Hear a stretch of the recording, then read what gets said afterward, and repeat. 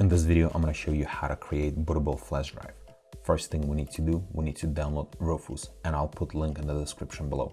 Once you're on this website, scroll down, and I'm going to use for this video portable version. You can download exe or you can download portable. Save file. Once it's done downloading, go to your downloads and click on RUFUS. Click run.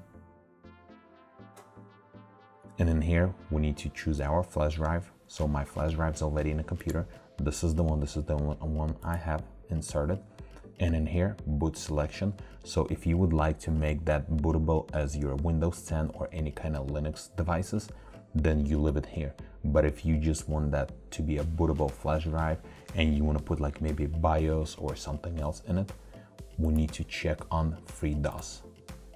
And then right here, you can name your volume and leave everything as default and click on start. And this is just letting you know that all the data is going to be lost. Click OK.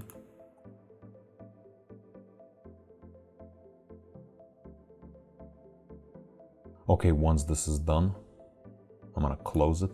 And now we're going to test and see how it's actually going to work.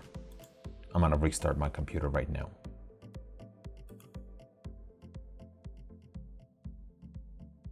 And then on the startup, I'm going to be pressing F12.